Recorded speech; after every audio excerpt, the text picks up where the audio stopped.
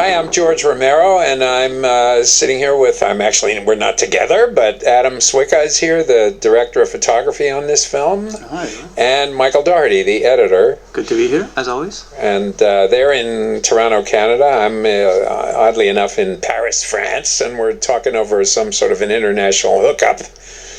This is a movie that we made a few months ago, and the idea for this film was to do it all subjective camera. I mean, it's basically the underlying theme of the film. It has to do with emerging media.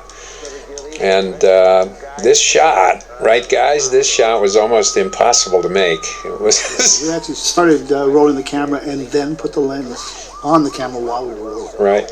And the intent was that it would be a continuous take.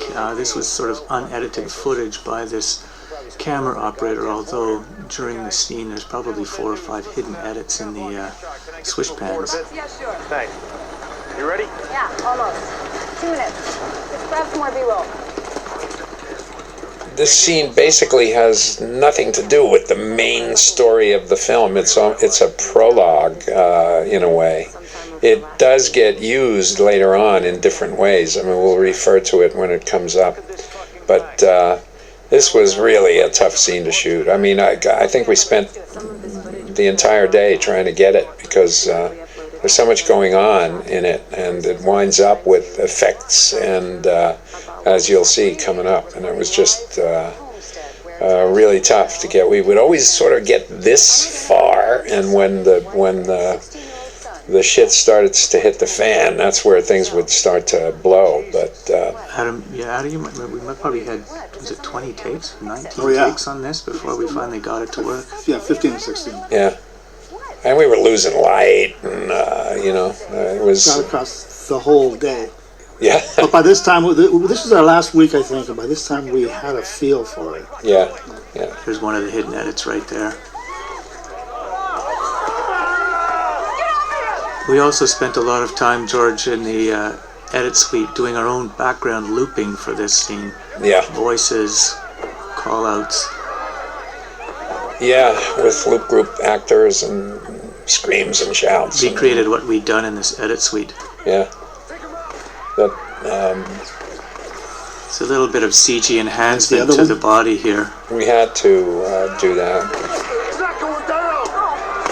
And of course, the splatter back there is all CG. I mean, CG. we had to work so quickly on this film. I mean, we shot the principal action in 20 days, and then we had 3 more days to go in and shoot a couple of extra scenes. But the whole object was to get off the set as quickly as possible. And if you try to use real squibs, all of a sudden you lose an hour. If it goes bad, you got to clean up the wall, clean up the actor, and do it again. So it's a lot easier to rely on CG in cases like that.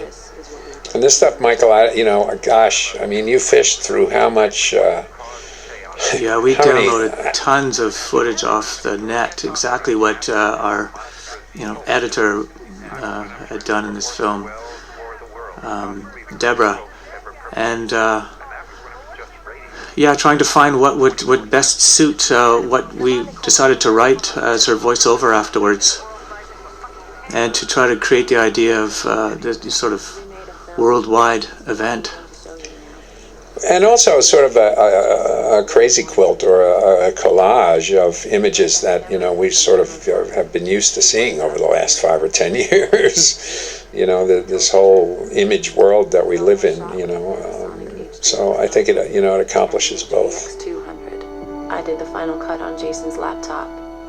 I've added music occasionally for effect. All this narration and all the newscaster voices and everything were all written after we had actually shot the principal action. And, we wound up finally coming up with a script and a menu for it. And then we wound up calling some friends and asking them to do voices, and we'll talk about those as they come up. Well, what was great about it was that we had the time to just play. Yeah. We took the footage and we just, played with it, wrote material, tried things out over 5 or 6 months. Well, it was also having the freedom. In other words, we had the creative controls when we were making this film.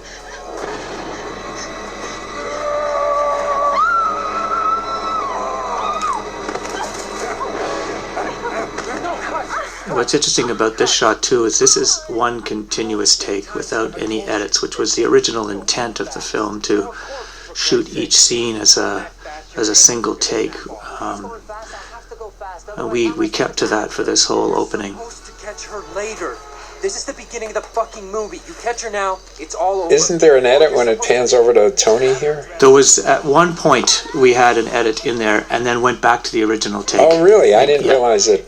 You must have sneaked that one in on me. Your shoes and shit? But this stuff, actually, this wasn't the first stuff we shot, right? The first stuff we shot was the daylight stuff, Adam, I think, right? Right. So by now we were old hands when we And it's interesting that with this particular scene, the camera does roam a little bit more. It's a little more rough in terms of the shooting, and I guess Adam is partly that Jason gets a little more comfortable behind the camera as he keeps shooting over the next few days, and the shots get a little bit steadier. Yeah. But also, it makes it easier to watch.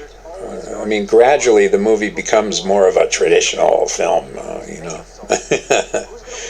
Yeah, we were pretty aware that we didn't want people getting nauseous. At least not because of camera movement. Yeah.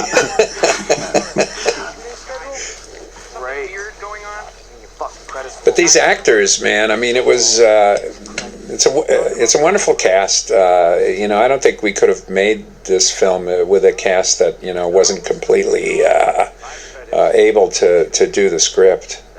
You know, it's a funny thing. Traditional film actors, or actors that work most often in film, get used to saying, "Well, what are we shooting today? Are we shooting this speech?" And then, yes, but.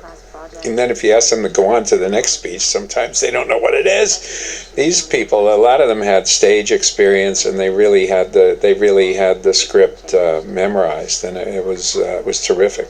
Because we were shooting really long takes like this, and there's a scene later we'll point out when we get to it in Deborah's house where, you know, there's a lot of action and then a big long dialogue scene and then back to action, and you know, we rarely blew any takes because the actors weren't prepared. It was usually us, you know, seeing a light, or, you know, somebody you know, flubbing it or not hitting a mark. Or And here's an example of an actual edit that we had decided. We were working during the edit period trying to decide how we were going to do our transitions, whether we would always cut to black when you turned the camera off. Occasionally we were going to use some blue flashes as the transitions, and other times, because we had given Deborah, she's the editor of this unofficial film, she could do whatever she wanted as long as we stuck to the same take.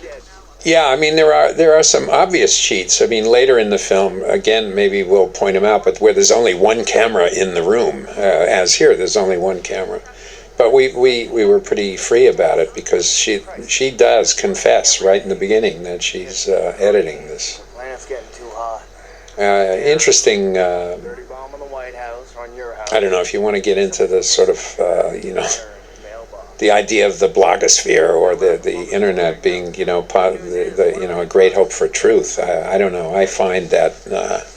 I mean, she confesses right away to manipulating you, and I don't know, you know, as I think about it more and more, it seems to me that all these voices on the blog are just cluttering things, and they're almost more militant than the traditional news networks in terms of trying to, you know, recruit people into their perspectives. But if I'm gonna wake up dead, it's gonna be in my own bedroom.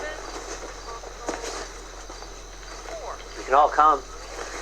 Elliot has the address, he knows where it is. Yeah, nice place too. Cozy, takes up about half of Philadelphia. Yeah, it's a fucking fortress. I can't get in unless I'm invited. we wrote all this stuff, all the news broadcasts, all the newscaster stuff, and Deborah's narration after the fact, after everything was in the can already. And we wound up with just three of us doing the voices. My girlfriend Suzanne and Michael, you and me, and we wound up with, when we finally had our menu or our final script, there were just the three of our voices on there. And so we had the idea of starting to call up some buddies to redo the voices for us.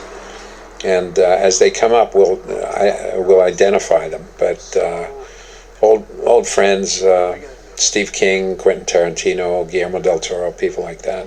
I don't know if we should identify them or let you guys find them. Well, what was also fun is in our montage sequences, a lot of the voices we had, as you say, originally, they were ours, and we just sat down at your place, I'm sure you remember, and put a microphone in the middle of the room and picked out topics that we were going to use and just rattled on for 2 hours and grabbed lines and stuck them into the montages. Yeah, from that, yeah. Or re-recorded them, or, but it was great. Again, it was really great fun to be able to just horse around with that stuff and not have somebody breathing over your shoulder, or have to write a memo to get permission, to use a certain line. I mean, that really was the whole idea of having the creative freedoms on this was amazing. I didn't see the ghosting on that shot right there. Was it as ghosted? It's later. Yeah. That's this right. this was the shadow on the wall here. This is the original shot, yeah.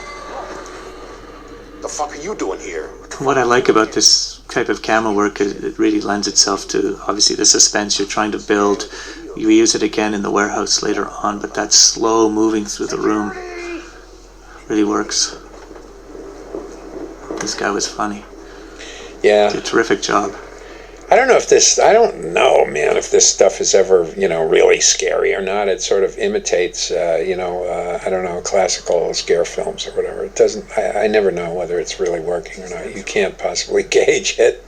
Well, we're watching it so many times. Yeah, you just lose. That moment there jumps for a lot of people. Yeah. But we get so used to it. Again, that's a hell of a shot, man, coming through that door and all the way around the hall and into her room and all that. I mean, you guys, Adam, you had an amazing, some of these shots were, give me a break. Yeah. But, well, Colin, the operator, was really playing the character while he was operating. He wasn't just hitting the points. Right. And listening to the dialogue.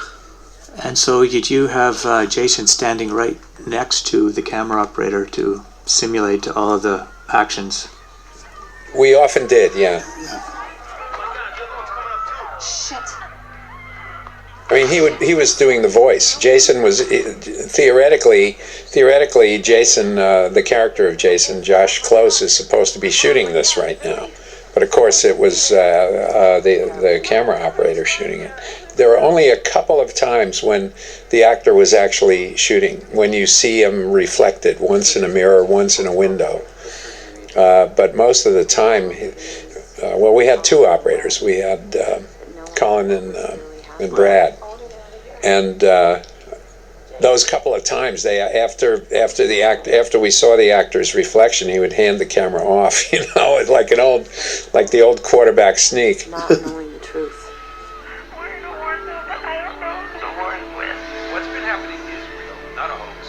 The prospects truly are terrifying. There's your voice in the background there. Even when Jason, or when the actor wasn't actually shooting, he would be standing behind or right next to the operator in order to do his lines, so that the scene would play. The only place you want to go is home.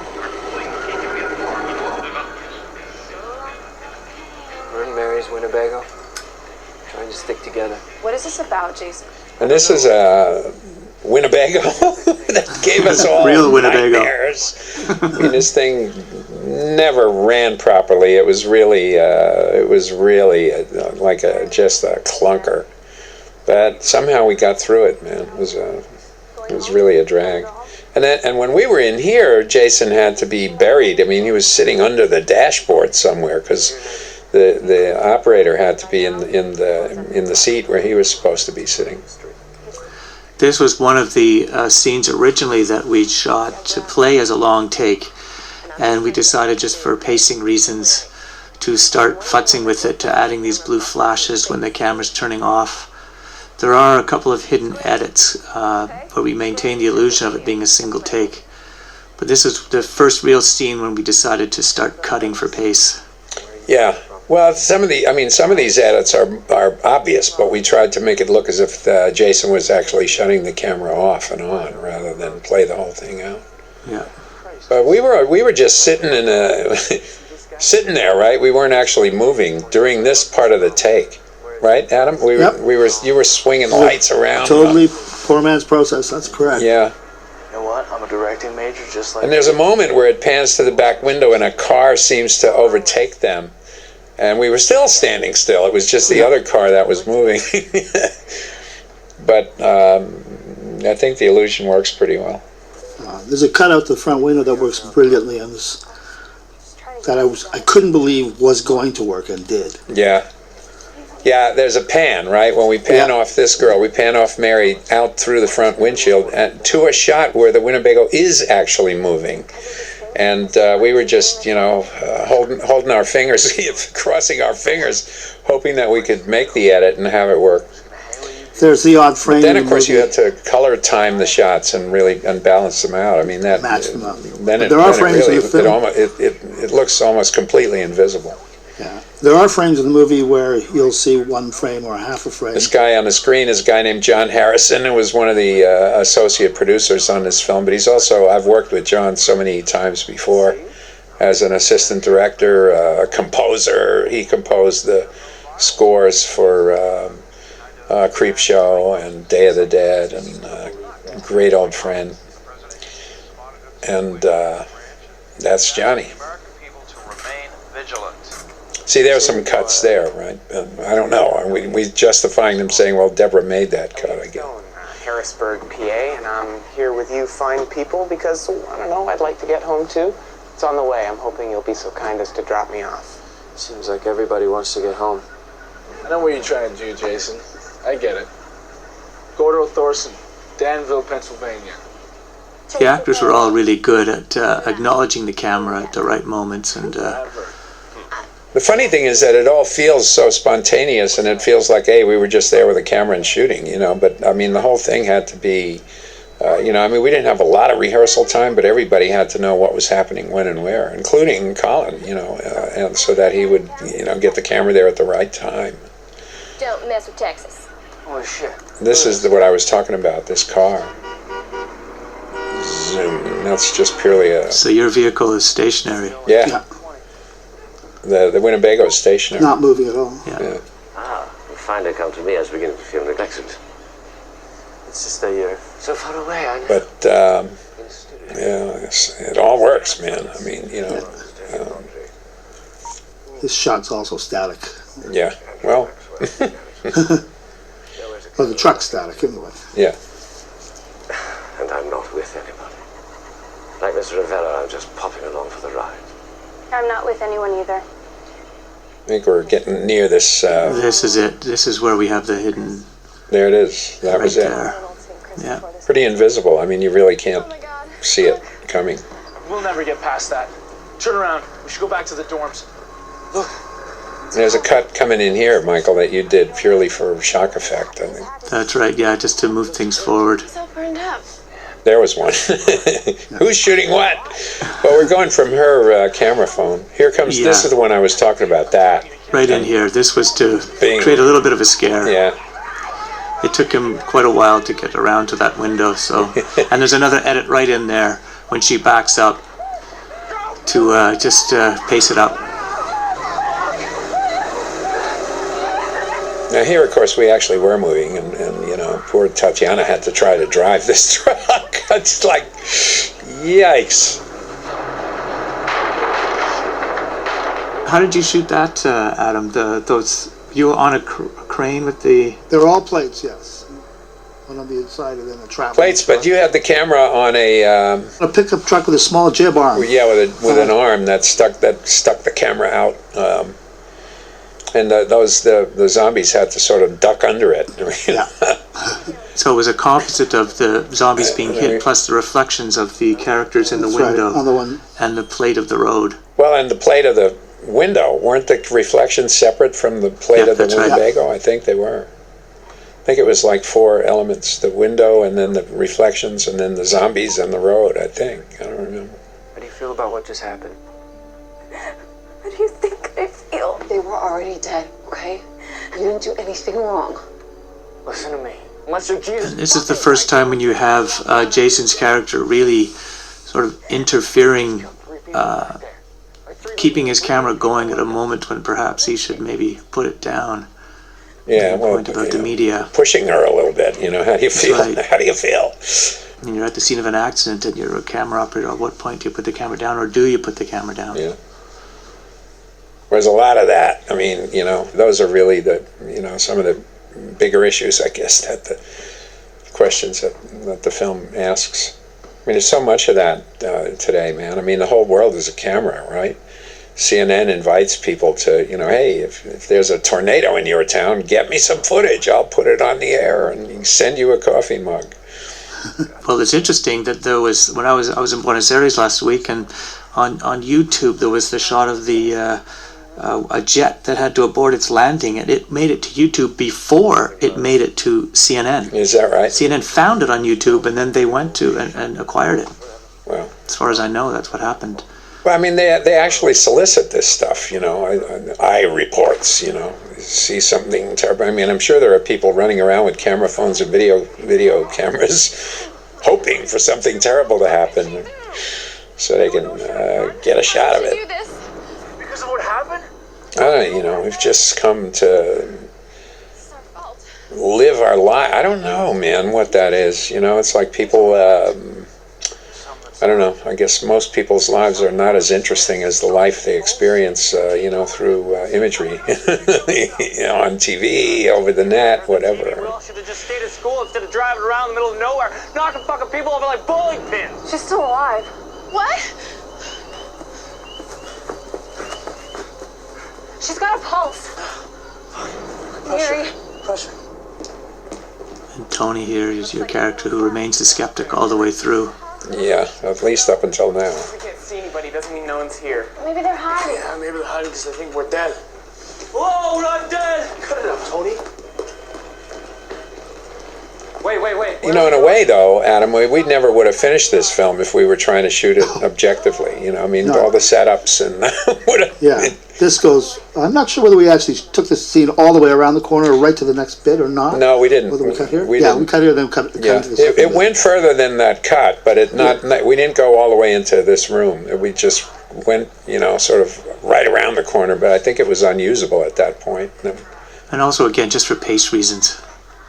But Just to move the story forward. Yeah, But this whole scene, as I recall, when we shot this, none of the voiceover coming off the CV was actually written by you guys. No, it wasn't. You did this entire thing silent. Yeah, these guys. And the actors played it, that's right. It's brilliant. Yeah. And we added in the background radio, Right. real police broadcasts, to give it a real sense of threat. Yeah, these are actual recordings of police broadcasts, actually from 9/11, right? That's right. And then we laid the exposition, the voice on here. I think it's our first sort of guest appearance by a voice guy. This is Tom Savini's voice, the guy that's saying, shoot him in the head, getting the exposition in there. So that these guys have the characters have the information that you have to go for a headshot. But it was amazing. They were playing this completely off cues from Colin. Sort of when you feel the camera coming over to you, do that line. It was because there was nothing on the radio at all when we were shooting it. We were also a little bit late on the lines too, so the camera never telegraphed the line coming. Right. Yeah. And it's the first line on that one. Yeah. It's also the beginning of your trying to tell the story of the zombies, how to kill them. It's the characters trying to understand what's going on.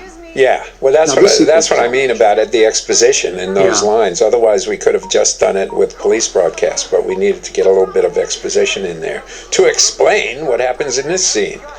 And this is Mr. Greg Nicotero. Yeah. Good old Greg came out to be a zombie. This was one shot we did, one scene we did all in one shot that you guys truncated. Yeah, no. Well, up to that point, though, it was because the squib. Remember, they didn't want to leave the squib loaded that long. So I think we may have cut to load the squib. And there was two edits. The edit from when he first comes outside the curtain is a new shot. Yeah. And this is Donna Croce, our script supervisor. Yeah. One of the great gags in the film. CG enhanced. I love that. Yeah, that's fun. Doesn't kill her, though. You can't kill a zombie with defibrillator paddles. We know that now. Add that to the list of to the mythology. And this battery dying is also one of the cheats in the film. We have the little battery symbol in the corner here, but in fact, you'd only get that in the viewfinder. You wouldn't get it on the actual film when you're editing. Yeah, it wouldn't. But we needed to tell the story. Yeah, it's a little conceit. Camera would just shut down. Yeah. Yeah, but it's you know, I mean, those were decisions, man. I mean, we talked about that stuff like forever. You know, well, should we put that in? Should we not? It's wrong. It's false. Is anyone going to care? Yeah, that's what you finally come down to. That's you're better off sort of telegraphing it to people that don't know or that don't have a video camera than you know. People have, you know, it's okay. People complain about, you know. I've been doing press interviews for this thing, and I guess we do get kudos for actually having the battery run down. You know, they say for the first time they actually have to plug their camera in. People think that's terrific. And anybody who knows your films can sense something's coming when you show No a body line. But that's a great thing about it. You know, the audience knows, and they have fun with it. Mary. Well, when you see it with the first couple of times we saw this with an audience, it's really the anticipation. I mean, people start sort of you get those little nervous laughs, you know, in anticipation of what's coming, rather than you know, after it finally happens. And one of the good things too is that you do spend more time in this film with the camera roaming, and nothing actually does happen, which is what helped the suspense for a lot of people. Yeah, that's right. Well, you've always been an advocate of that, Michael, and you know, I think that's absolutely right. I mean, it's Tell us your name. and we did use a lot of that here. You just keep people unbalanced or off balance. Yeah. Jason Creed. See how it feels? And this is sort of this is really one of the central conversations, right? You know, if it doesn't happen on camera, it's like it doesn't really happen, right?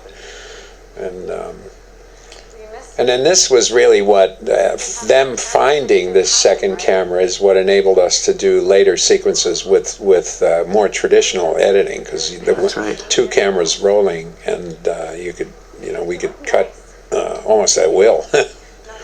And it also furthers your idea of giving the camera to people who may be reluctant at first to use it, but get caught up in the whole idea of capturing what's going on around them. Yeah. Well, there's a bit of dialogue coming soon where we'll point at it when it happens. And it's again one of sort of I think the central themes. And also the whole double entendre, you know, the word shoot, which happens a couple of times. Shoot with a camera, shoot with a gun. And this is one of the few times where we actually had real gore compared to some of your other films. You were much more reluctant to show much of that in this film. Well, there was almost no place for it. I mean, there were no sort of, you know, banquet scenes with the zombies feasting on anybody. So, I mean, there was really no place to put it. But there's also something that I like, though, about some of these things going by so quickly. And, you know, when you're shooting a film objective camera like Land of the Dead or, you know, Dawn of the Dead, I mean, you can go in and while the zombies are feasting, you know, you can feast yourself. You can stretch it out for 5 minutes, go for close-ups and all that. And there's something, I think, quite effective about these kids are not going to rush in for a close-up, you know. And the idea that it just happens fleetingly, there's something, I think, pretty effective about that, as opposed to, you know, it would have been wrong, you know, to go in and study those things as they happen. You had a very subtle CG effect there on her eyes rolling back. The CG actually saves you, you know, I mean, in certain situations. I mean, the object is to get off the set, right? Because the most expensive time is the time spent on the set. So if you know you can fix it later, I mean, you know, and lighting. I mean, there were situations, Adam, where you knew that it was going to be too blue, too brown. We did a lot of the work in the post, and also just some of the shots were wide. We had no place to hide lights. Right. So that in tandem with also keeping it looking natural, though we did twist the colors around. We gave the film. It wasn't about forgery. It wasn't about making the movie, you know, look authentic in terms of the cameras. We actually did have a cinematic slant to it. It's interesting how quickly we find out what we're capable of becoming. Up until that night, we had lived predictable lives. Now, that line that the professor says when he hands Tony the gun, you know, he says, "Take this, it's too easy to use." And that's the other place where we sort of draw this parallel between shooting and shooting. And right here, bang.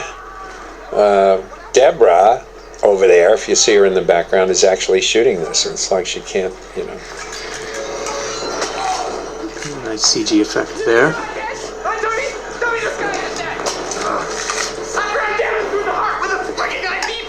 But you're right, it's like Deborah can't help herself. Yeah, she has a camera in her hand and she's shooting just sort of automatically until she finally, coming up here, realizes what she's doing and echoes the professor's line. That was a practical effect there with no CG enhancement in her head. Yeah. Bite. That hurts.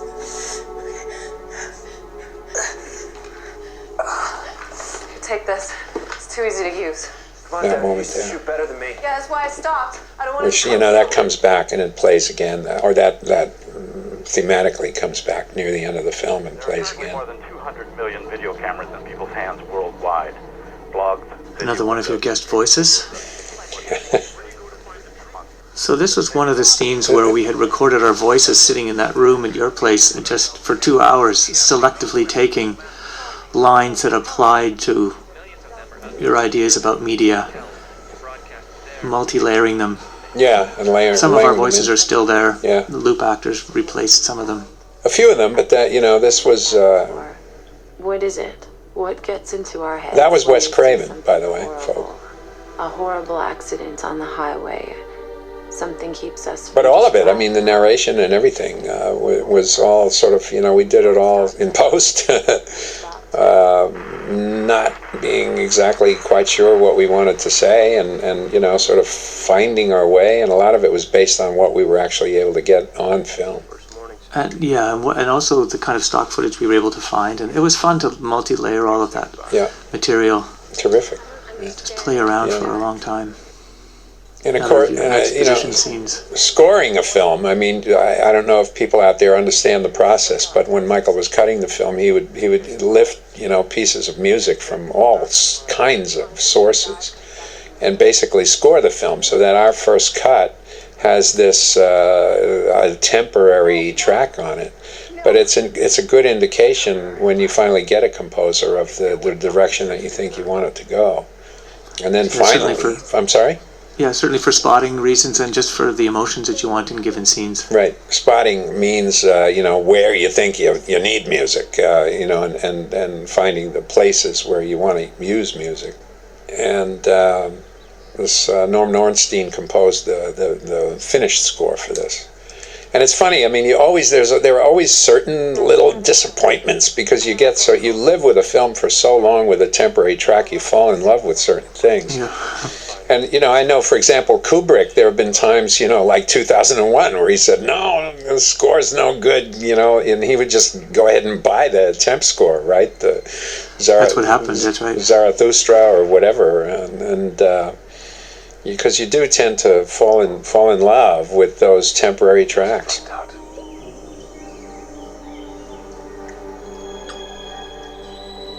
Norman did a terrific job of capturing the emotions. I love this Stephen King. Yeah. Improv. And then the look of the indictment on Tony's face without having to say anything. Well, we had a piece. We had a little script written for the thing there, and Steve actually recorded it, and he said, "Yeah, but I wrote this other little thing. You mind if I try it?" And that's the one he did, and of course, that's the one we used. Fabulous.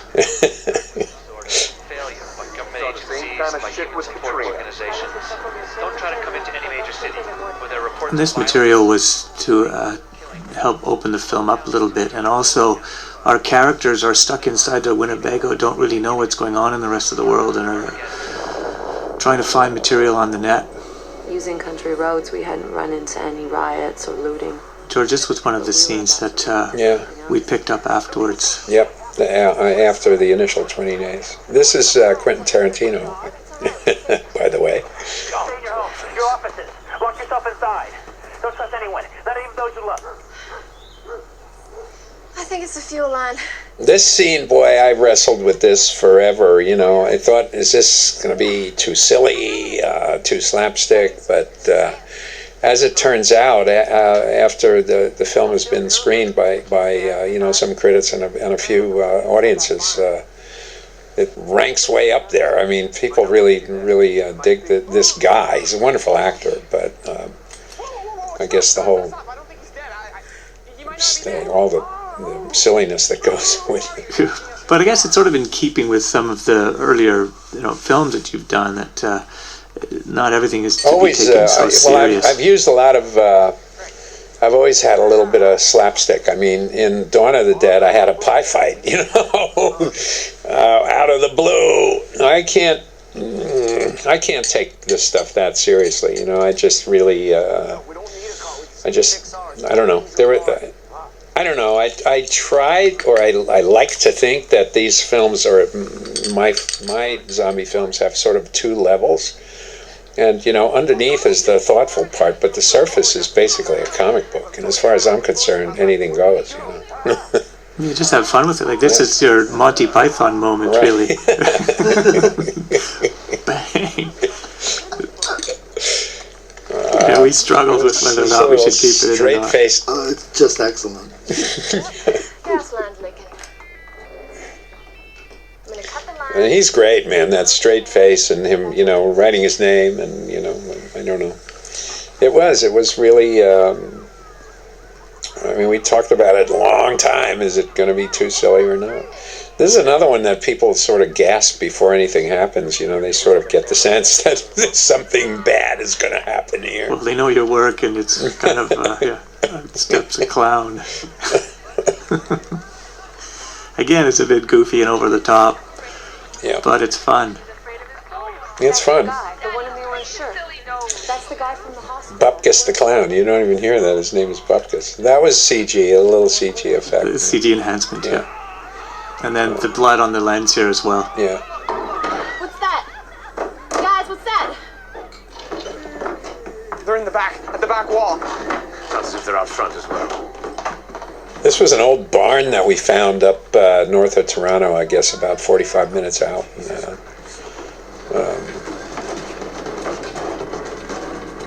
We got really lucky with the weather that we were able to match. That we shot in the fall, the first scenes, and this was the spring. Wow, very early spring.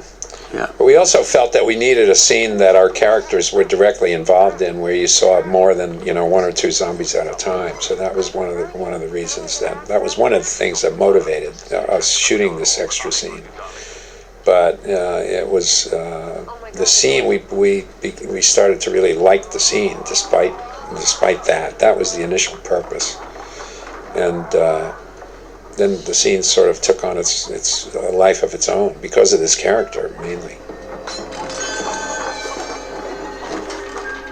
Love a lot of the sound work in here, the mixture of the music and clucking chickens and wood creaks.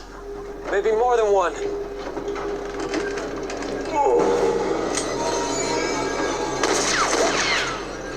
Blip. That was another CG blood effect. CG blood, the other effects were real, practical.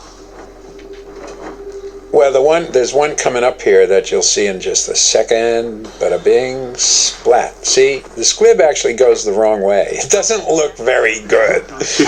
But we went, we had to keep it. I mean, the cleanup, and everything to sort of redo it would have been just taken too much time.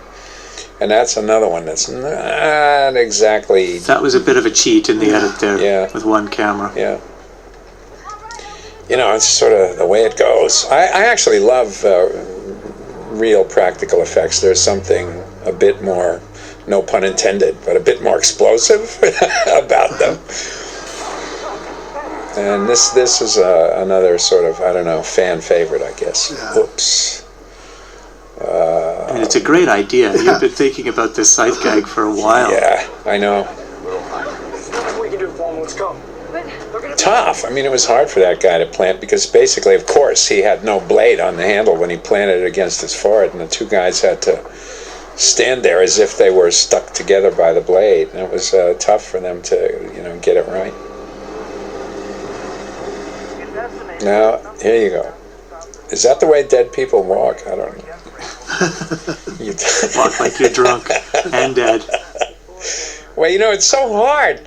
And I've been joking about it. I'm in France right now, and people are saying, "Well, I'm trying to explain to them that in Canada the zombies are all unionized." So, I'm a bit facetious about that, meaning that there's an film extras union. So the funny thing is, there are actually zombies that appear in Diary of the Dead, Land of the Dead, and in Zack Snyder's remake of Dawn of the Dead. There's some of the same zombies. We have to slow them down, keep them from running. We just heard Simon Pegg's voice in there, by the way, the background from Shaun of the Dead. What I got. What he's got's better than yours, Tony. Way better. Damn right. This here's an M16 semi-auto with the safety turned off. And I'm just trying to decide, do I pump 2 bullets into your brain or just one? We're cool. Good choice. Now, who the hell are y'all? Some kind of news people? No, students. University of Pittsburgh. Damn rowdies from town. This scene, I guess, if I really have to trace its origins from when I first wrote it, this is a scene that was in the very, very early drafts. That was a CGE spark right there. But I guess this is Guillermo del Toro's voice. I guess I owe this scene, or this scene owes its existence probably to Katrina. And then, there is actually some real Katrina footage in there, right? In some of the... That's right, yeah, with people being put onto buses. Yeah. But it's true, your comment coming up here about all the, the folks with tans, without tans are gone.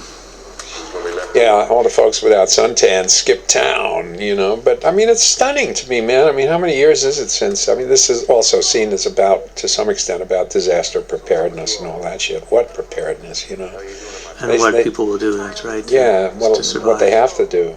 They still haven't fixed up, they fixed up the parts of the town that bring in money. In the meantime, there's, thousands of trailers sitting in the middle of the desert somewhere.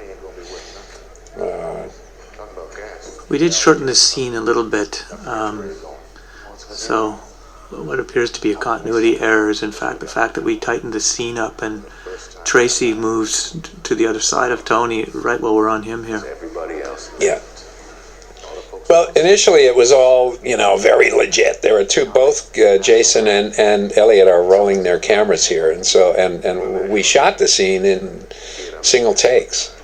But we wound up shortening some of it because it just got a bit ponderous, and so in doing that, there look like there's some continuity problems, but I don't know if anybody ever notices that. Except the editor. Except the editor. Of his life. Excuse me. It's all right, let him through. Let him through. So we have a very famous actor coming up here on the TV screen. Uh-oh. Our director. It's just a freezing cold night back there, trying to keep my ponytail from showing. Blowing in the wind. The media were lying to us, or the government was lying to them. They were trying to make it seem like everything was gonna be alright. What are you doing? I just want to shoot us while we're editing. I want to cover everything. Now I can understand why Jason was so anxious to upload his own footage. Okay. At the time, I didn't get it. Yeah, this stuff we were trying to indicate. This is another thing that actually have been. It's amazing, man, how many people out there notice that we are at least trying to explain how these guys are doing this, or how they're actually finishing the film. And the idea of seeing the editing program and sort of explaining how they're able to do it is, I guess, appreciated by some people, you know. I suppose we could have just left it alone and forgotten about it, but I mean, I think it's neat to show all of this, particularly since, you know, the film's talking about this whole, you know, new media, new technology and everything. It's nice to see. And how immediate it all is. Like I was saying before, that an image of that plane showed up on YouTube before it showed up anywhere else. Right, yeah. And this is exactly what Jason's doing. Yeah. Editing? Editing what? And also to explain how we got surveillance camera footage, which we were able to use later on in the mansion. Yeah, it's true. I mean, there's real sort of storytelling advantage out of that. The moment you see this surveillance camera and you realize that they were able to snag it, and then there are surveillance camera shots later on, so and you don't have to take time to explain them, because later on we're in more heated action and you don't want to take the time for exposition. If we're gonna have a conversation, I'm sure you'd like to have it on tape. If it's not on camera, it's like it never happened, right? Okay, Jay, listen to me. I'm trying to get home to my family, okay? Everyone out there is trying to get home, and you're in here dicking around on your computer. It was a pretty one-sided conversation. 72,000 hits. They're coming in. These cuts, boy, we struggled with this one too, Michael, right? I mean, yeah, over and over, just how to do it. I mean, because it's a lock-off camera, it's almost as if they're just subtle jumps. Yeah. But you get the idea that she made these edits. I mean, you know, because obviously there's nobody shooting, so the camera's just on a tripod. So she picked moments out to emphasize her point, which is that, you know, her point here being that this guy's argument is like he just you know, shoots all these arguments at you, whether or not they're valid, you know. You always know how to make a good argument, Jay. And I don't know that they are valid arguments, you know. I mean, I think that, you know, a lot of people, you know, you can be well motivated, but, you know, still be wrong. And all this time I've been imagining them dead in our house. And I guess there's arguments for both sides of this story. I mean, the mainstream media, in some cases you could say, is manipulating opinion, and the internet is doing the same. Where the truth is one of your points you're making. Well, but the point is, she's manipulating just in editing that scene, if you want to look at it that way. Like any documentary, at some point you have to make an edit. So how truthful is any documentary or any recording of an event? Yeah, in that way. And I'm telling you, man, I mean, some of these people that, you know, throw up blogs, they're more militant than, you know, maybe Fox, you know, spins it to the right, but some of these people out there are actually trying to recruit their own armies, you know? I mean, and the audiences get splintered, so that you get people who only watch Fox, exactly, people who only listen to Air America. Or, you know, or watches, you know, Tony from Cincinnati, or, you know, Bad Boy from Detroit, or, you know, whatever. It's like tribes, you know? It's really like tribes. I mean, I don't know, man. Well, we could let's get off on this discussion, you know. Let's order some beers and talk about this shit. I don't know.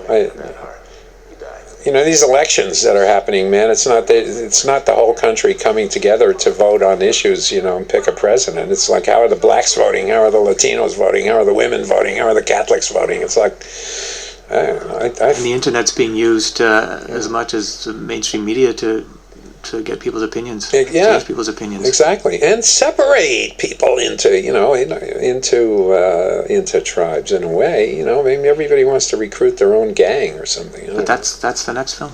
Okay. This stuff was fun to do and fun to edit, because we're using single takes again, but it's just where we choose to make the edit and adding our sound effects to add a little jolt. I thought when you said that, Adam's going to say, "What do you mean edit?" That's all me. No one told me. But you're right, when to go in and out of it, you know, is the thing. It's one of the few spots where we separate the two cameras, too, so you actually have parallel stories happening. Yeah, exactly.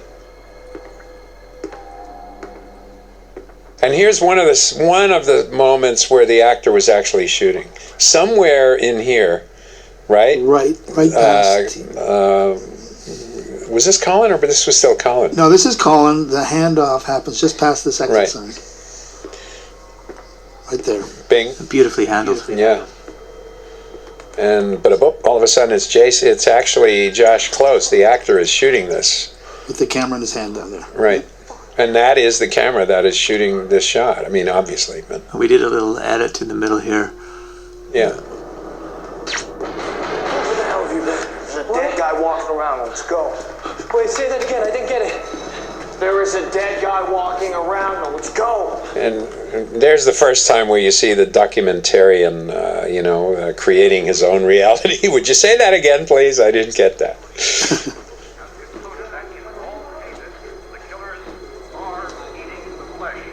And here is a voice from the original Night of the Living Dead on the radio in the background. Right. We did that a couple of times, used the original recordings. Well, trying to indicate that we're going back to the first night. I mean, speaking to journalists over here, they were saying, well, how come, your zombies were getting smarter and smarter and smarter, and all of a sudden they're dumb again? And I said, well, man, I guess you didn't get that we were sort of going back to the beginning, or that it's meant to be the first night. I think people just automatically assume that this is a continuation of the first 4 films, and it's meant to go back to the very beginning of the phenomenon. So.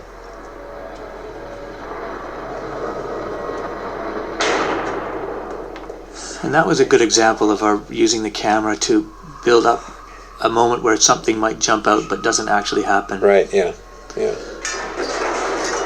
At one point you were going to have a bat flying through the frame here. I wanted it. We couldn't afford it in the end. Right there when he knocks that stuff over, I wanted some bats to fly through. And CG bats, of course, because we didn't have any on set. So. I see him over there, yo. This was a really complicated shot to make. It doesn't look it, Adam, I mean, I'm telling you, man. I mean, you don't get enough credit. This was 17 takes, I think. This was yeah. We might have gone into the 20s on this one. Yeah. I mean, first of all that action that just happened, and then getting that guy to appear just at the right time. The right moment, that was hard. And that's what, I mean, most of the takes that we blew were blown at just on that one little moment at the end of the shot. And this, of course, had to be CG. I mean, right from the pop, we knew that this is a completely CG thing. Also, the camera was static when we shot this originally. All the movement was put in post. Right. To make this work. Yeah. And you had added some practical effects on the head, which were enhanced with the... Well, each one of these shots, the guy had a little more of an advanced head wound, but seeing the acid actually eat into his head was, of course, actually all CG. But Adam's right. We had to shoot it. We had to shoot it locked off, and they put in the handheld. The CG guys that did the actual melting of the head also put in the camera movements. And what they did was they had Colin. They put up a grid, what basically looks like graph paper, white on black, and Colin actually just made some handheld moves on it, right? And they were able to use that as a way to track how to do a realistic looking handheld. Yeah, they applied the move to the digital still, right? Basically. Every last can of peas. Well, what if we said we're not leaving till we get what we need? What would you do? Kill us? I think about it. But I don't think you'd do it, though. It's easier just to give us what we need, isn't it? Because otherwise, guess what? This is another one of the scenes where we were able to use the 2 cameras, and we had one cheat in the edit when we cut from the same camera to the same camera. Yeah. Right there. Yeah, it goes pretty much unnoticed, I think. I mean, again, Michael and I would sit there in the cutting room saying, can we get away with this? Or it's about, But in the end, it's about telling the story, and you can be forgiven. Yeah. Come and get him. Come and get him. That's enough for you? This was a scene also that was shortened, that you rewrote afterwards in the edit suite, these lines for the actor. Yeah, well, rewrote his lines. That's right. That's Boyd Banks. He was in Land of the Dead. He was the zombie with the meat cleaver in Land of the Dead. And Sean Roberts, by the way, the guy that plays Tony, was also in Land of the Dead. And I several people have suggested that we should have given him the same name, because this could have preceded that. He could have been the same with the same guy with the National Guard, Alan. Alan, yeah, should have been Brubaker. Those were 3 actors that have been in Land of the Dead earlier. And Boyd was actually in Bruiser. I mean, What is that? Where's it coming from? We had a little edit in the middle of that shot too, which hopefully goes unnoticed. Tokyo. Very bad here. Very bad, Tokyo. Tokyo. some of these things we actually pre-recorded. I mean, we actually shot this woman and had this was actually playing on the camera phone when we shot the camera phone. We were able to do it as a playback instead of having to mat it into the screen. Yeah, and then television did all of the added glitches. Well, those glitches were built in on the playback of that. Right, but when we originally shot her, they took the footage and futzed with it before they played it back. That stuff right there that was on the TV screen was done by Spin. Spin is the name of the CG, the house that did all the CG work on this film. Also guys that we've worked with before on Land. It won't be long before nothing works, darling, nothing at all.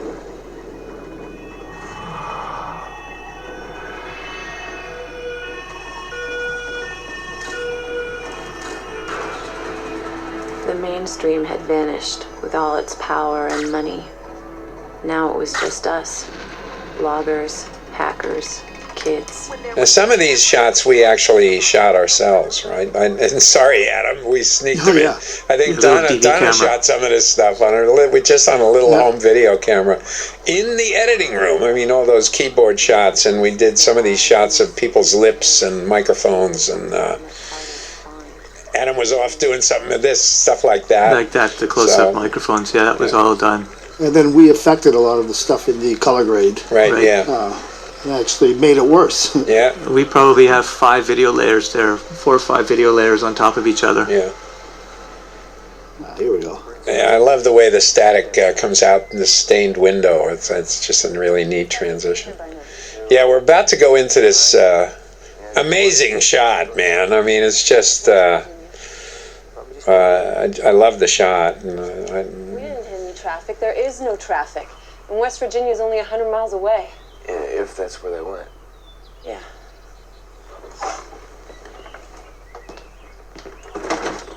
I'm gonna wait inside. You guys should get back on the road.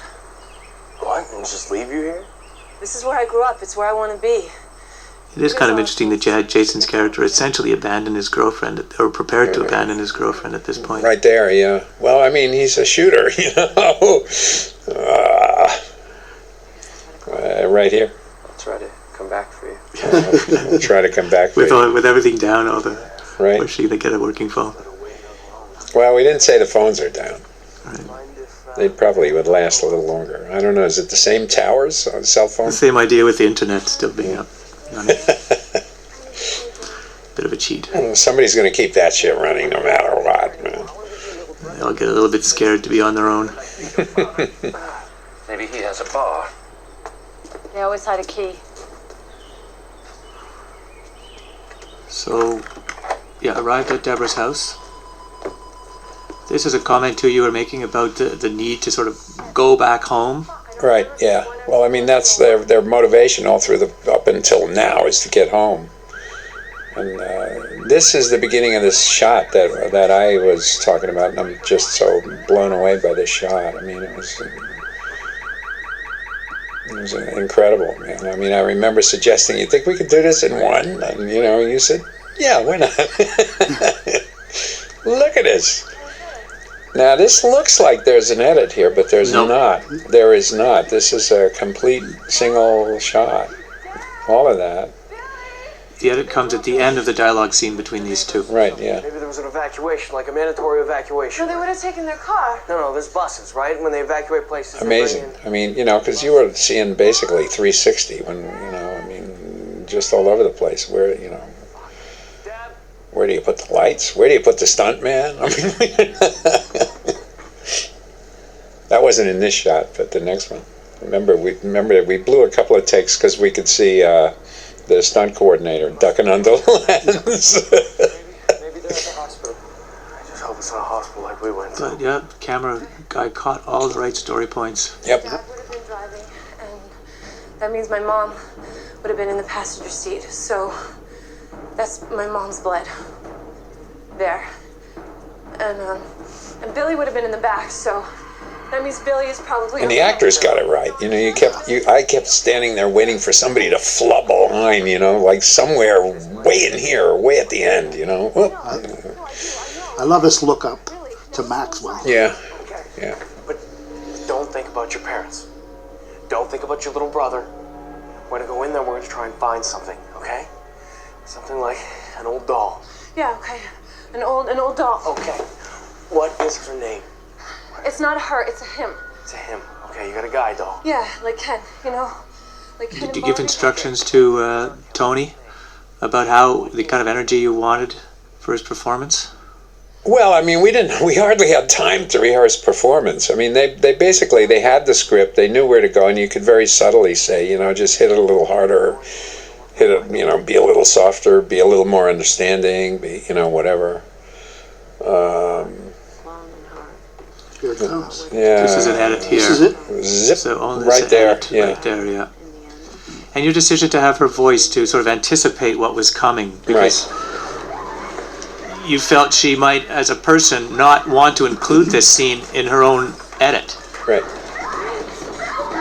Well, that was another thing that we discussed, you know, ad nauseum. You know, do we need her to say that line? And I like it. I mean, I like the otherwise, I always felt worried that she would actually put this footage in if left to just entirely to her own devices, and that she was, you know, trying to be a strict documentarian and let it go. And I think the line helps that. Following Jason's footsteps. Yeah. This is a creepy image. Yeah. I think it's time we left this place. It's a CG effect there on the arrow, of course. Yeah, and the same with the boy. Yeah. Although that was actually a stunt. There was actually a rig that pulled him off her shoulder and slammed him against the wall. But of course there was no arrow. 24/7. It's strange how. This is the nicest melody that Norman came up with for me. Well, this and the later on when she's sitting in the chair, the two melodies that really stick with me when I watch the film. Become immune. You're supposed to be affected, but you're not. I used to. And this scene also was we created in the edit suite as a way to humanize the characters a little bit. There was a bit of an emotional distance that they had during when their friends are dying off. They just stayed emotionally away from it. This was designed to help reconnect them. Just another day. Just another death. It's gonna be okay, babe. It's gonna be okay. And I liked your choice to keep this out of focus, Adam. It was good.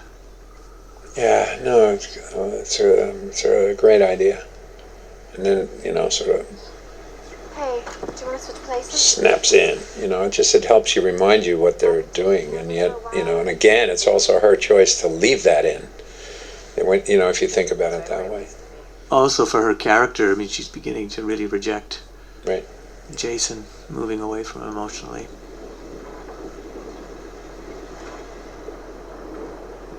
Where'd you learn how to use that thing? This was a scene also that we had originally designed to be a single take and decided afterwards to cut into it.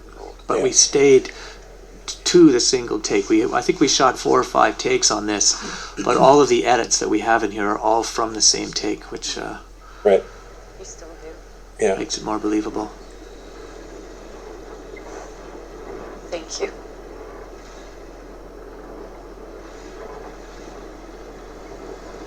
Where's your home, Professor?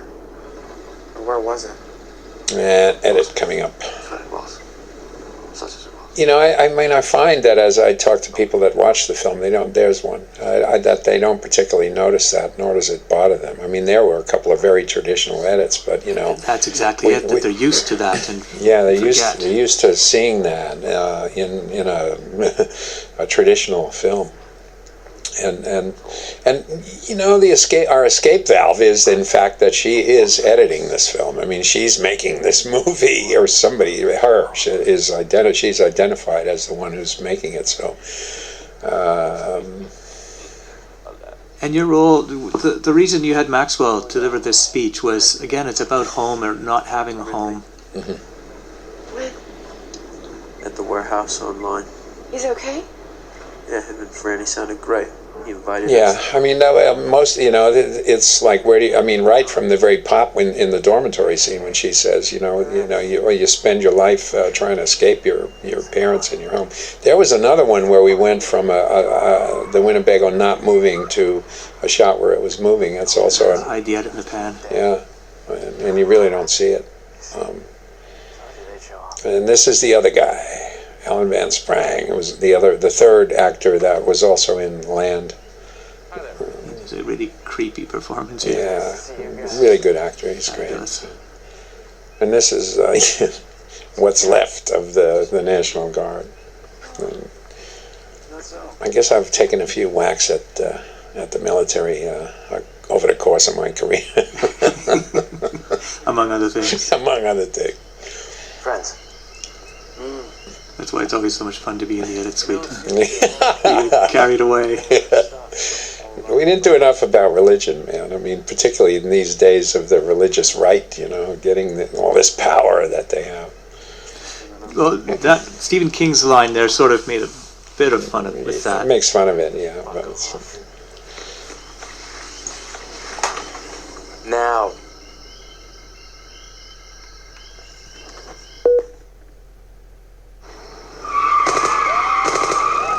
But I think a lot, you are, even in Land, the breakdown of the civilization, when the crunch comes, no one's going to stick around to do their job. Yeah. Well, ain't that the truth? I mean, it was an interesting choice to give him arrows. They know we wouldn't survive without weapons. Like the 16th century weapon. Yeah.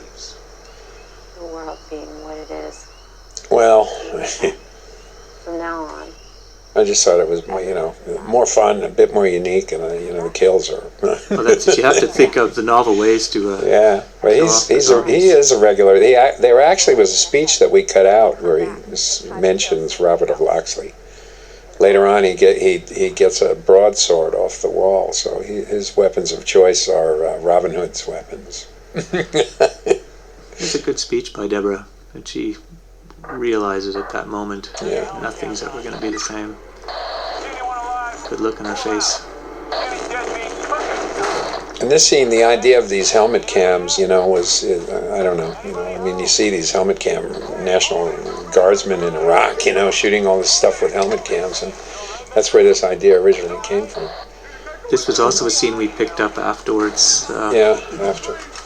And man, I mean, we were really running out. We weren't running out of daylight. We were running out of nighttime here because it all started at night, and then Adam, you had to. Oh yeah, that was a 24-hour day. Yeah.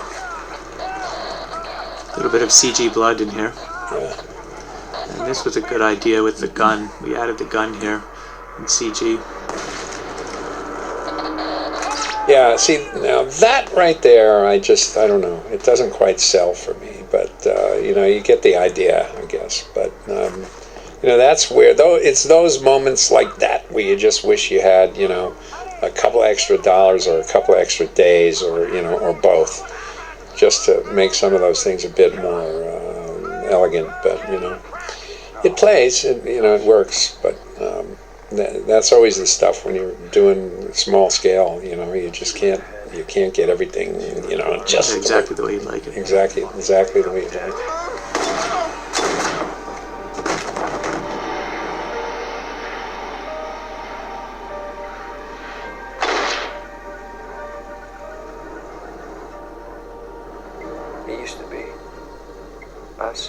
This is really the first time we get to a sense of Jason's character. It comes the first time we see him in a close-up, I think. Yeah, pretty much it is. I mean, we remember originally we had this conceit that we should keep this guy's face dark all the time, and that was an idea that we started with, and it almost became impossible. There were just too many times when you'd either see him or you had to see him, or there was no way to do it. Particularly once we had the other camera and. Or to fudge him and put him in a silhouette continually. Yeah, right. Seemed too forced. Yeah. That tight close-up, too, with Deborah there was done in post. We didn't shoot it as a tight shot originally, but we digitally blew it up to so that Jason could see that his girlfriend was separating herself from him. Yeah, I mean, I know that scene that they have when he's editing back in the warehouse. I mean, it was like put him in the darken his face, do what we can to that. But you're right. I mean, you just can't keep doing that all the time. But you never really get a clear. I mean, originally we had the idea that you'd never see him until his very final shot, and it just became impractical. When we had our first assembly after you'd finished shooting about a week later, originally the intent was to play all of the sound realistic with no music, and I snuck in this Chopin piece that could be playing in the background, but the effect that it has on the scene, I think, adds some drama. Oh, tremendously. But then it led to the whole idea of having her say, I'm adding music, I'm using effects, I'm doing, and that becomes that actually becomes a story point because she's being just as manipulative as anybody else. Yeah. Yeah, it always felt like source music to me that it was in fact playing in the house, which I kind of liked. And that's the idea, because when Ridley opens the door, the volume goes up. Yeah. He's got it playing inside. Ridley? Ridley? It's too bad we couldn't find a more gothic kind of place, I'm serious about that. I mean, this place was terrific, but it would have been great if it was, the old house from, The Innocents or something. Yeah. Big old stone, completely, really gothic to the gills.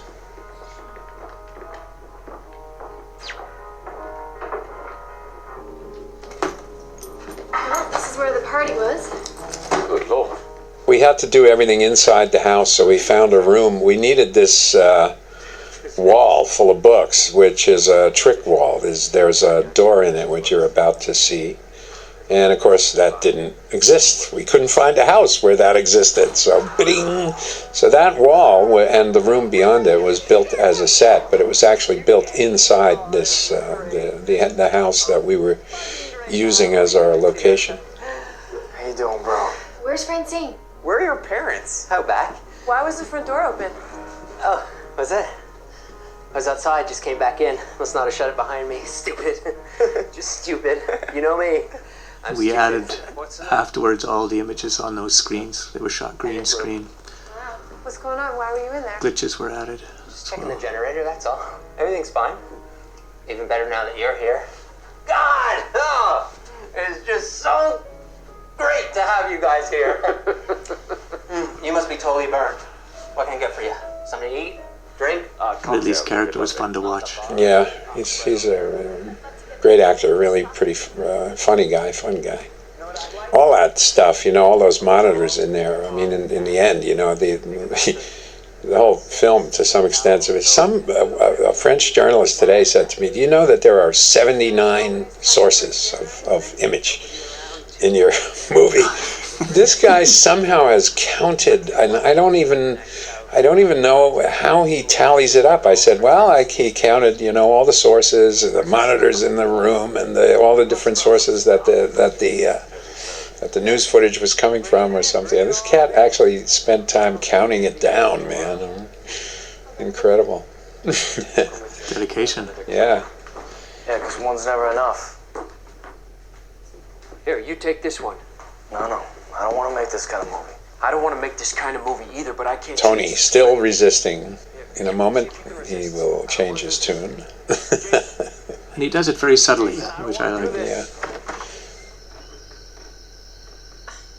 Here's a time cheat. This is one of the only places where didn't we move scenes around here or something? I mean, they were out there at the Winnebago for quite a long time. Yeah. Right? We're not actually noticing that. No, I guess not, but I'm pointing it out right now.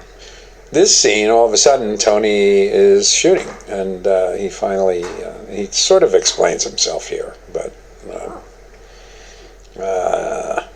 maybe a little thin, but...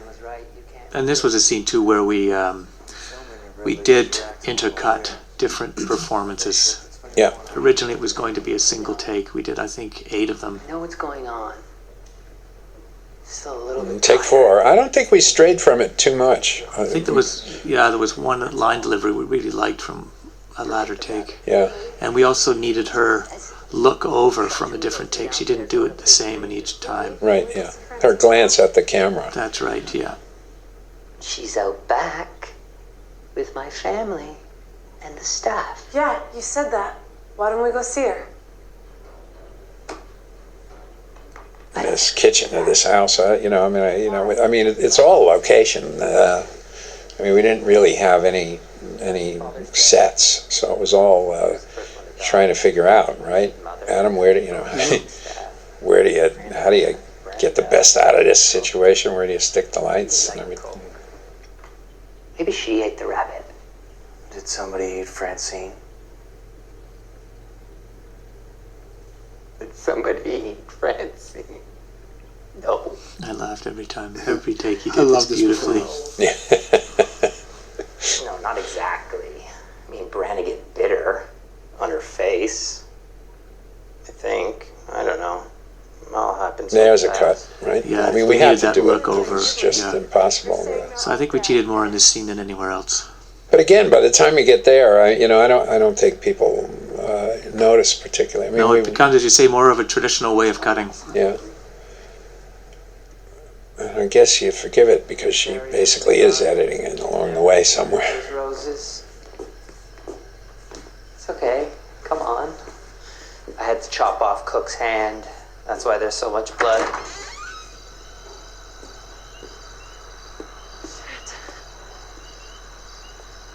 Come on.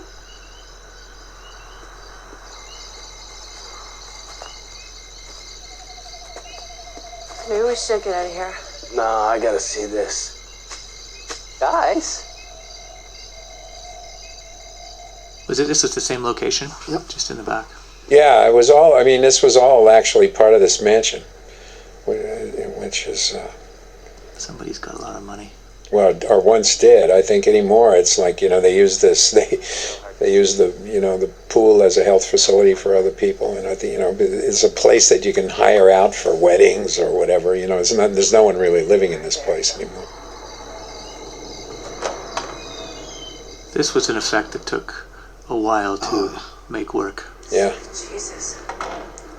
To whatever extent. And to get the perspective right, to get the reflections in the Yeah, water. well, They were all shot green screen. Yeah, In well, an empty pool. I think the original shot, we actually came into the door, saw the entire pool. Right. And we also had a surveillance camera shot to get them through the door. Yeah, which we wound up bailing on. But, that was Adam sitting there working at Technicolor and that spin, trying to, do the best you could to make it as believable as possible. And you gave each one of these surveillance cameras a slightly different look. Yeah. Different color temperature. Yeah, that pool shot, that was really tough. The pool actually existed, but the water was very shallow. It was basically just a lap pool. So we didn't have the option of actually putting stunt people in the water. So we had to do it composite, we had to... So we shot them dry, actually, on a green screen, and with fans on them to make it look like their hair was drifting in the water. But and lowered it to the bottom of the pool. Yeah, we had to rebuilding the entire pool. Yeah. Now this begs the question: how long does it take for a zombie to wake up? I don't know.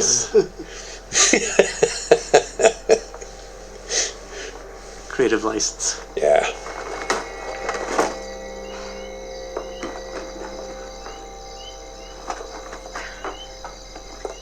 Jason, a little help here?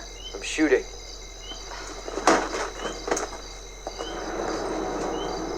But this is a little more of a dig about continuing the joke. I'm still apologizing to women for the original Night of the Living Dead, and you know, continuing the gag about slow-moving zombies. But again, a sequence that I wondered, is it too silly to do? But you know, I don't know. I dig it, and you know, so far. And audiences seem to catch it pretty quickly. They know right away. They know you're having fun with it.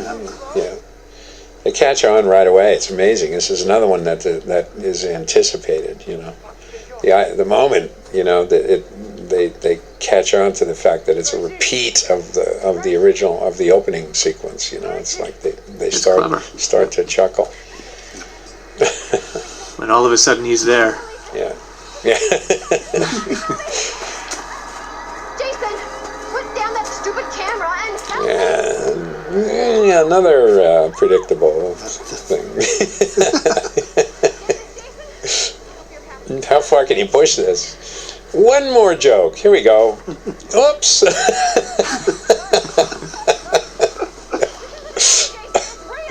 I'm trying to distract him. Cut! Oh boy.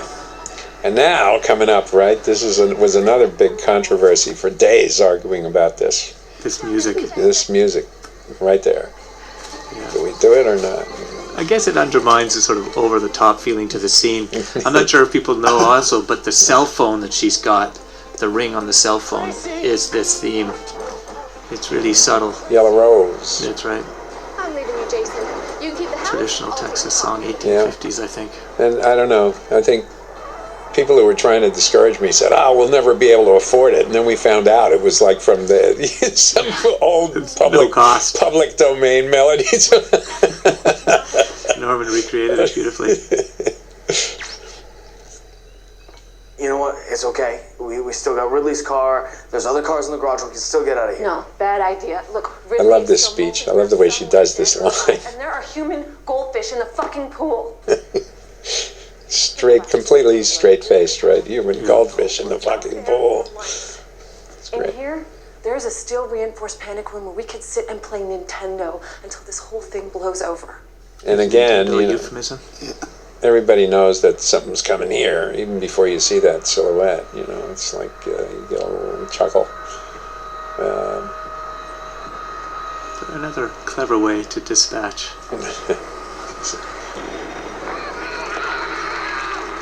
Take care of Elliot. Zip. Power just goes out to the upstairs of the house. Thank you very much. Which is fair. Where's Ridley? Have you seen him? Yeah, he's not Ridley anymore. He's something else. Elliot is something else too, I'm afraid. What? All gone. Died in a tub of water. With Ridley. We were in this house, 3 or 4 days? I don't remember. 3 days, something like that. It was tough to get it all done, man. A few really big setups, those ones out exteriors when they were running around, and the big setup in front of the place. I mean, big setups. Swashbuckler. People get a laugh out of his line there too. Yeah. Swashbuckler. But like you say, it would have been very hard to have covered this film conventionally with all of the reverse angles you would have needed in the time you had. Oh, I know it. I mean, forget about it. It would have had multiple cameras still handheld. Lock ourselves in a fucking Yeah. room.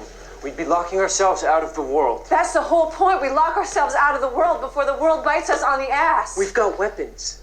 We can take This is care of another whatever scene comes. where we wound up, I think, didn't we, picking from a couple of different takes, because once Tony puts his camera up here, bada bing. Yeah, we're allowed to edit again. We're allowed to edit again. And Settle like I'm trying to do. Settle for what? For life. For survival. And originally there was a moment here where Jason lowers the camera, like it is there. Right there, yeah. We cheated, that's right, because we shortened the sequence. Yeah, and the angle on her was tilted, different. Yeah. And when we wanted to cut some dialogue, so we had to just sort of straighten her shot out, and we never used the shot of him putting the camera down and bringing it back up. All right.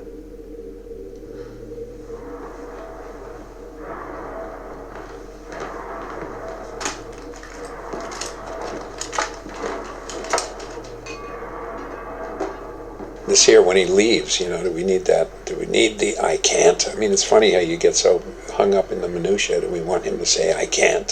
Is it necessary or not? I don't know. And this bada-bing was a really... Where the hell is he?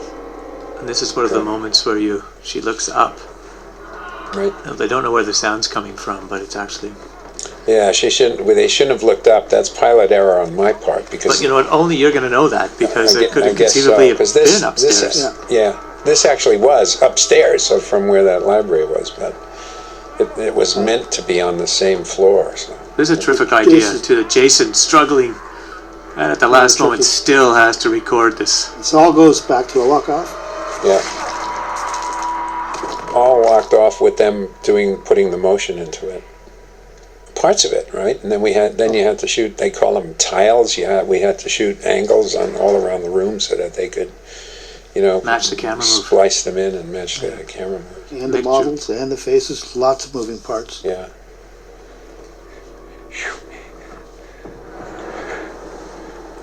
And this finally is the sort of the payoff of that theme about, you know, gun versus camera. What's the stronger weapon? See a lovely 1940s shot. Yeah, Lauren Bacall, man. Michael, the Archangel. We actually had, I think, a 4-frame edit in there. This was a great idea to put Jason. We shot each of the actors doing confessionals and decided to use only one of them at this point to really... I mean, his whole performance is so youthful and bright. Yeah. Different from how he was the rest of the film. This also came from the EPK, didn't it? It actually did. It actually did. High 8 camera. Yeah, we weren't. This was never scripted, and all these interviews with the characters were done for the electronic press kit. And we saw this and said, "Wow, man, gotta have it." And you know, he just cut it in. I think it really works. That's the other moment where you actually see the actor reflected and shooting with a real camera. Norman's music, I love the theme that he's created. This was the second piece of music that we had put in our first assembly. Right. It was no music up until the Chopin piece and then this. Yeah. And it really helped. I'm gonna finish his movie. That slight Middle Eastern sound with the duduk. Yeah. I love this shot, man. I mean, the smoke and her. No. It's. There's gonna be more. It's just really great. There's gotta be more. But a bit glitch. Trap. Another one of the idioms we used sometimes. What, the glitches? Yeah, sometimes glitches when the camera went off, sometimes blue. Whatever works. I mean, it's all sort of a cheat. You know. It is, basically, but hey, I think it telegraphs it better. I mean, because audiences that aren't familiar with the technology or haven't shot any home movies or anything, you know, I think are more comfortable with the obvious suggestion, you know, that something's And the happening. fact Deborah would leave them in is a question, of course, we asked ourselves a lot. Yeah. Would she do that? In the end, she did. I despise them.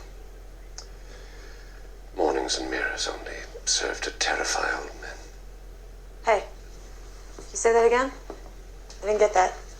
Now she's come full circle, right? She's I like that line too. Into it. Shakespeare. Oop.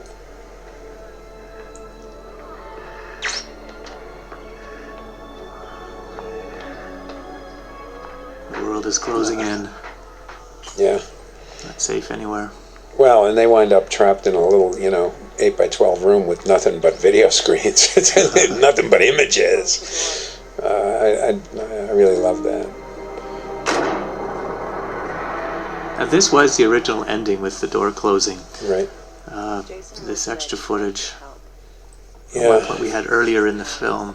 Yeah, we had this sequence. We initially had it up earlier and had the shutting the door as the final image.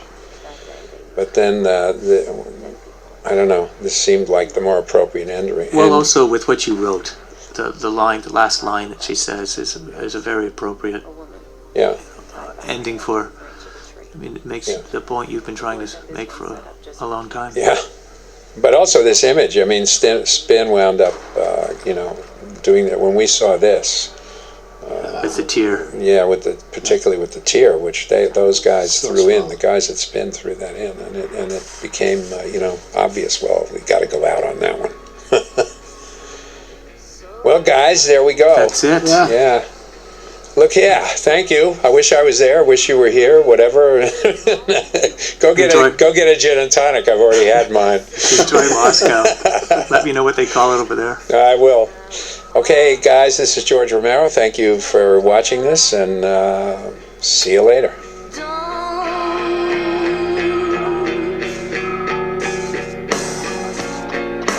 It won't change a thing to want it any other way. It won't change a thing to want it any other way.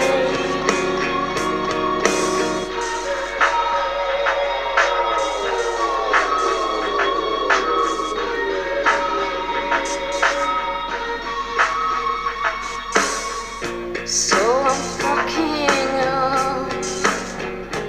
Don't miss me. Don't. So you gave it your all, still fell apart. Don't cry. Don't.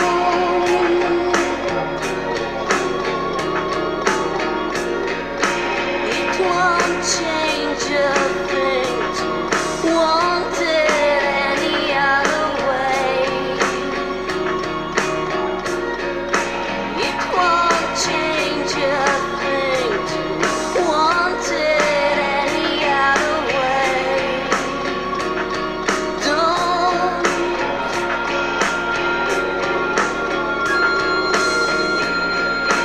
It won't change a thing. It won't change a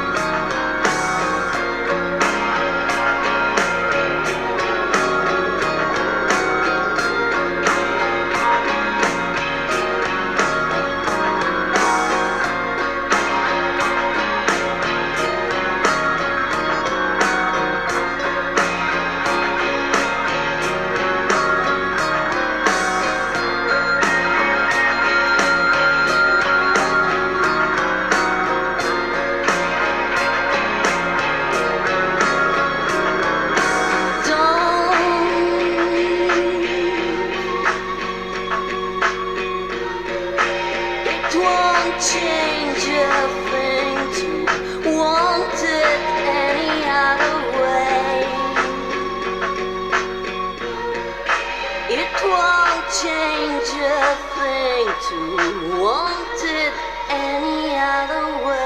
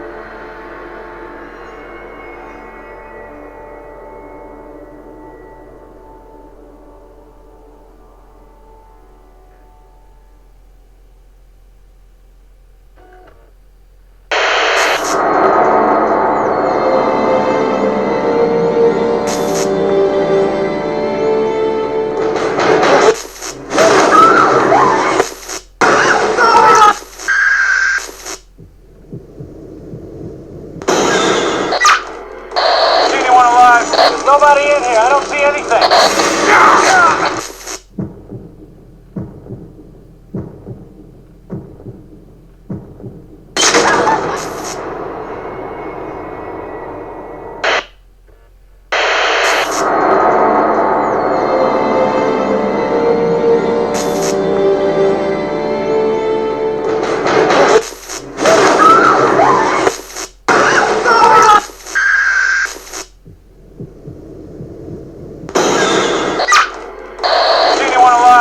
Nobody in here. I don't see anything.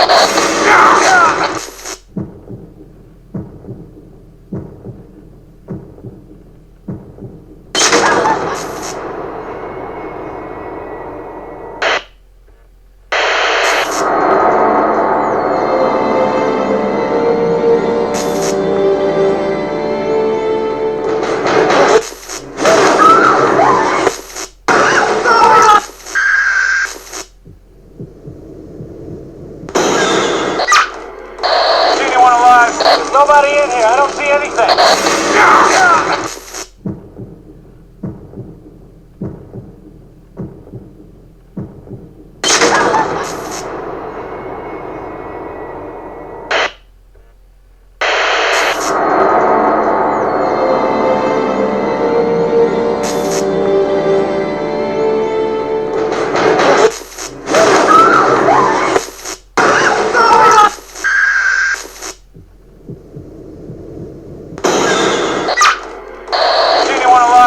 Nobody in here. I don't see anything.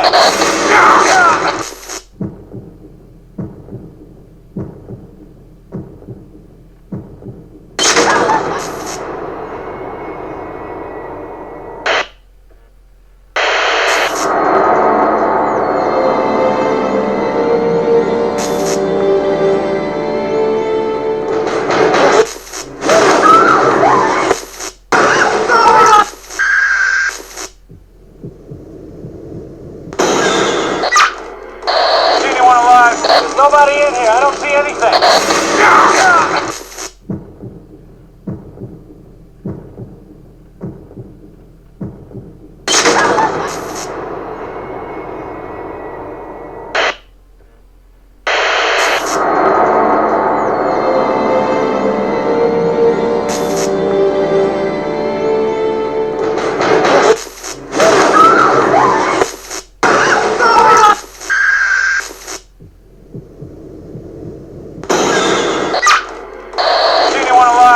Nobody in here. I don't see anything.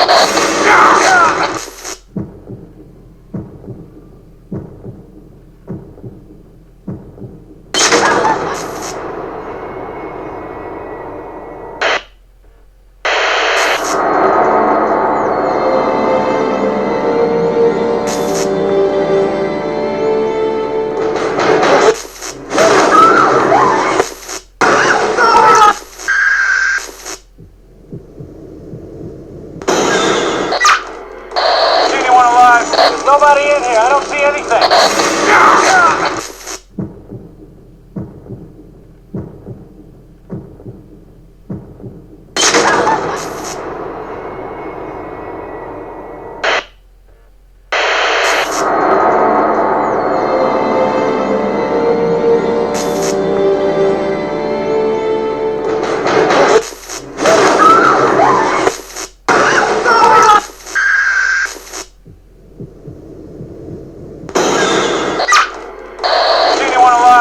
Nobody in here. I don't see anything.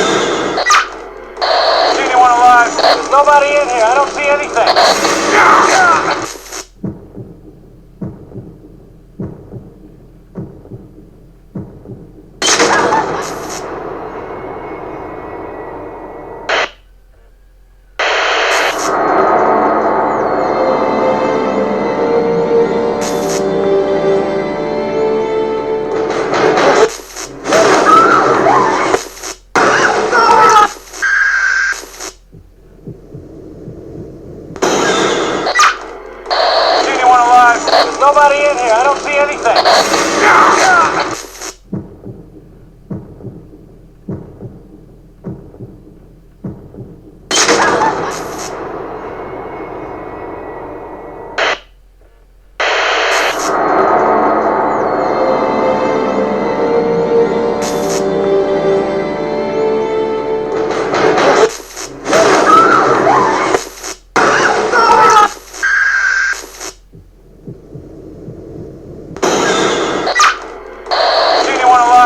Nobody in here. I don't see anything.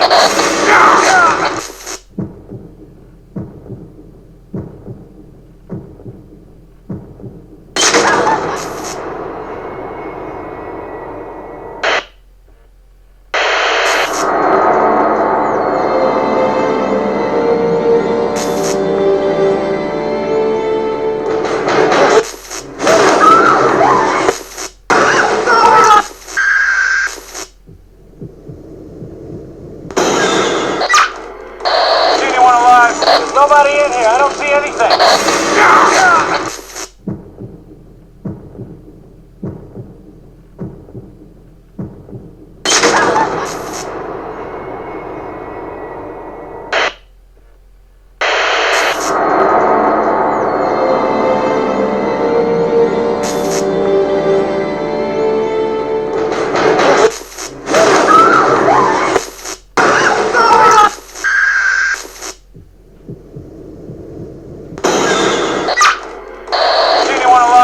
Nobody in here. I don't see anything.